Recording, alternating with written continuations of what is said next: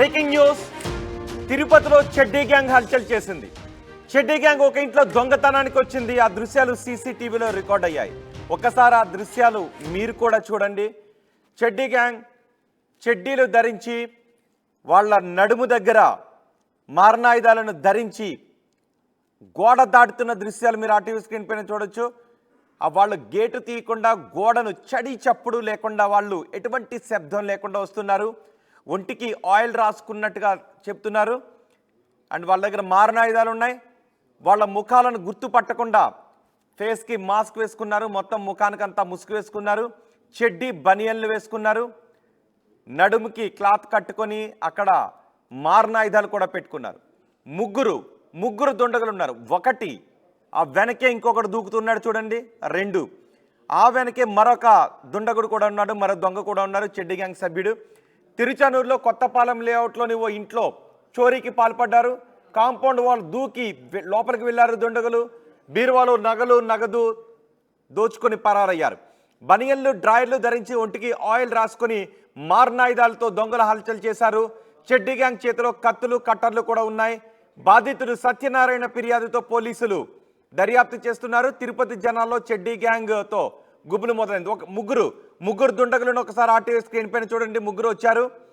వాళ్ళు గేటు లోపలికి వెళ్ళటానికి ప్రయత్నం చేస్తున్నారు. చాలా నెమ్మదిగా ఎటువంటి చడి చప్పుడు లేకుండా లోపలికి వచ్చి చుట్టుపక్కల అన్ని పరిశీలించి దొంగతనం చేసి అక్కడి నుంచి పారిపోయారు. ఒక్కొక్కరు అడుగు తీసి అడుగు వేయటానికి ఎంత మెల్లగా పిల్లిలాగా వెళుతున్న దృశ్యాలు మనం ఆర్టీవీ స్క్రీన్ పైన చూడొచ్చు. మూలన నక్కి ముగ్గురు కూడా అన్ని వైపులా చూస్తూ ఎవరైనా ఇటువైపున వస్తున్నారా అని చూస్తూ ఎటువంటి చడి చప్పుడు లేకుండా వెళ్తున్నారు. ఒంటికి ఆయిల్ రాసుకున్నారు. ఎందుకంటే గమని ఎవరైనా పట్టుకుంటే జారిపోవటానికి వీలుగా ఒంటికి ఆయిల్ రాసుకున్నారు. ఒకవేళ అంతకీ గట్టిగా పట్టుకుంటే దాడి చేయడానికి వాళ్ళ దగ్గర కత్తులు కూడా ఉన్నాయి. బీరువాలు వాటిని కట్టర్ చేయడానికి బ్యాగుల్లో కట్ చేయడానికి కట్టర్లు కూడా పట్టుకుని వచ్చారు. రాత్రి 10:30 సరిగ్గా రాత్రి 10:30 గంటల సమయం అవుతుంది. 14/8/2024 14వ తారీఖున రాత్రి 10:24 మరి అర్ధరాత్రి కూడా కాదు, 10 గంటలకే వాళ్ళు దొంగతనానికి బరి తెగించారు. 10:24 వాళ్ళు ఈ దొంగతనానికి వచ్చారు. టైం కూడా మనకి కనిపిస్తోంది. ఇదంతా సీసీటీవీలో రికార్డ్ అయింది. తిరుపతిలో చెడ్డీ గ్యాంగ్ తిరుగుతోంది అనే సమాచారంతో ఇప్పుడు తిరుపతి వాసులు భయాందోళనకు గురవుతున్నారు. ఇళ్లలో తలుపులు వేసుకుని ఉండాలి అన్నా కూడా భయభ్రాంతులకు గురవుతున్నారు. చూడండి ఒక్కసారి ఆ కాంపౌండ్ వాల్ ఎంత మెల్లగా దాటుతూ వస్తున్నారో. 10 గంటలకు అక్కడ ఆ రోడ్డు పైన ఎవరు జనసంచారం ఉండదు అని వాళ్ళు నిర్ధారించుకున్నారు. బహుశా కొన్ని రోజులు రెక్కి వేసి ఉంటారు. ఏ సమయానికి అటు జనసంచారం ఆగిపోతుంది అనే విషయం గురించి రెక్కి వేసుకున్నారు. అందుకే 10:21 అక్కడ ఒక గోడ దాటి లోపలికి వెళ్తున్న దృశ్యాలు చూస్తూ ఉన్నాం. వీళ్ళు నగదును దోచుకుపోయారు. సత్యనారాయణ అనే వ్యక్తి ఇంట్లో నగదును దోచుకుపోవడంతో పోలీసులకు ఫిర్యాదు చేశాడు. పోలీసులు ఈ సీసీ ఫుటేజ్ ఆధారంగా విచారణ చేస్తున్నారు. మా ప్రతినిధి రవి మనకు అందుబాటులో ఉన్నారు. రవి, చెడ్డీ గ్యాంగ్ గురించి పోలీసులకు ఏదైనా ఆధారాలు దొరికాయా? ఎస్ రోహిత్, మీరు చెప్పినట్టునే తిరుపతి జిల్లాలో చెడ్డీ గ్యాంగ్ హల్చల్ చేస్తా ఉంది. ప్రజలందరూ తీవ్ర భయాందోళనకు గురవుతున్నారు. ప్రధానంగా తిరుపతి రూరల్ మండలంలోని కొత్తపాలెంలో ఇటీవల కాలంలో లేఅవుట్లు ఎక్కువగా వెలుస్తున్నాయి.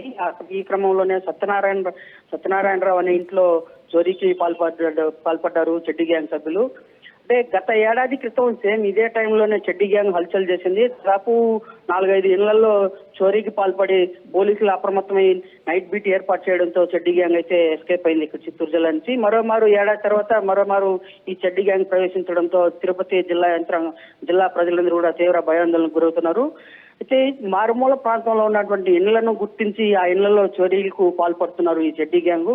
గత ఏడాది క్రితం సేమ్ ఇదే మాసంలోనే తిరుపతి రూరల్లోని పెరుమాలపల్లిలో కూడా ఇలాంటి ఘటన చోటు చేసుకునింది. అలాగే ఇప్పుడు ఏంటంటే తిరుచానూరు సమీపంలోని కొత్తపాలెంలో ఇలాంటి చెడ్డీ గ్యాంగ్ పునర్దర్శనం ఇవ్వడంతో పోలీసులు సైతం అప్రమత్తమయ్యారు. ప్రధానంగా గత వరలో అంటే ఇవాళ 14వ తేదీ రాత్రి అర్ధరాత్రి సమయంలో చెడ్డీ గ్యాంగ్ సత్యనారాయణ ఇంట్లోకి ప్రవేశించి దాదాపు 1,50,000 నగదు అలాగే 500 గ్రాముల తులాల బంగారుని సైతం చోరీ చేసినట్టుగా సత్యనారాయణ అయితే పేర్కొన్నారు. ఆ మేరకు సత్యనారాయణ ఇచ్చిన కంప్లైంట్ అంటే ఇంటి ముందు పోలీసులు అధికారులు ముందు జాగ్రత్తగా సీసీ కెమెరాలు పెట్టుకోండి, ఇళ్ల శివారు ప్రాంతాల్లో ఉన్న నివాసస్తులందరూ కూడా సీసీ కెమెరాలు పెట్టుకోవాలని చెప్పి పోలీసులు ఆదేశానుసారం వీళ్ళు కెమెరాలు పెట్టుకోవడంతోనే ఈ చడ్డీ గ్యాంగ్ తిరుగుతా ఉందని చెప్పి సీసీ కెమెరాల దృశ్యం ఆధారంగా బయటపడింది. దాంతో పోలీసులు కూడా అలర్ట్ అయ్యారు.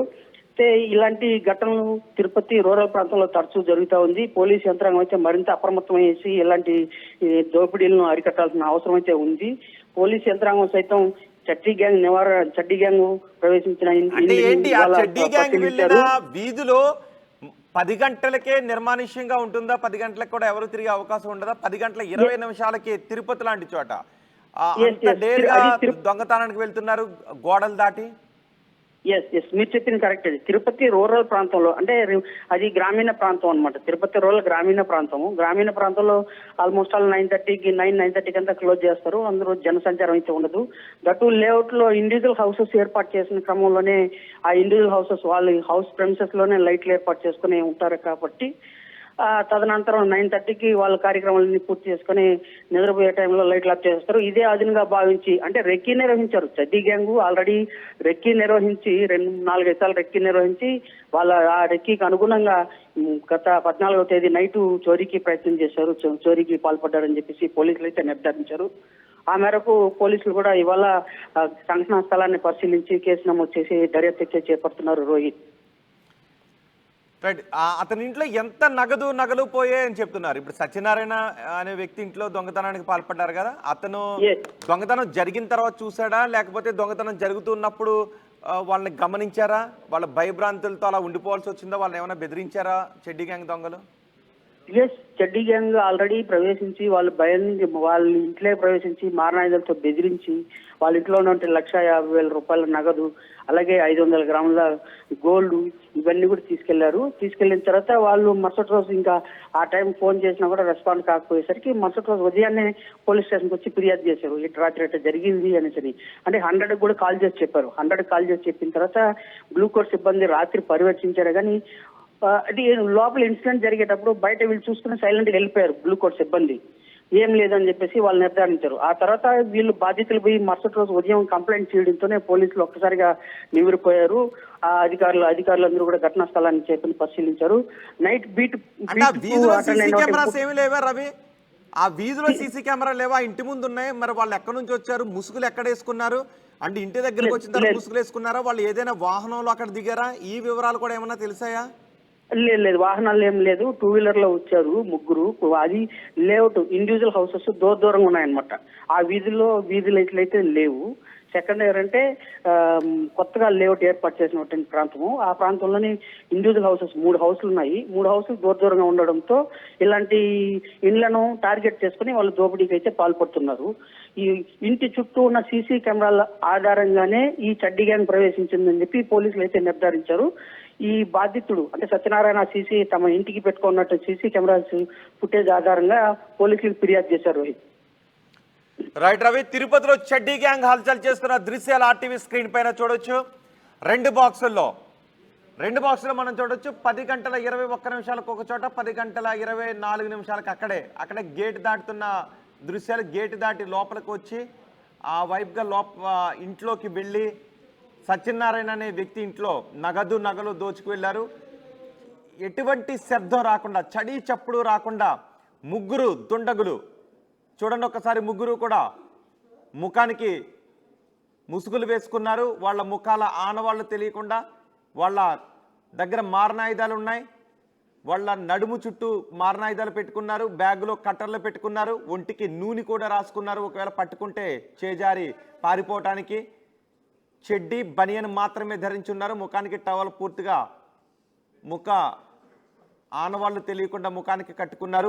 పిల్లిలా ఎటువంటి శబ్దం రాకుండా చుట్టుపక్కలన్నీ గమనించుకుంటూ వాళ్ళు దొంగతనానికి వెళ్ళారు. మారణాయుధాలతో వాళ్ళు దొంగతనానికి వచ్చి ఇలా దోచుకుని వెళ్ళిపోతుండటంపై స్థానికులు భయాందోళన వ్యక్తం చేస్తున్నారు. అది తిరుపతి రూరల్ ప్రాంతం కావడంతో 10:20 అటు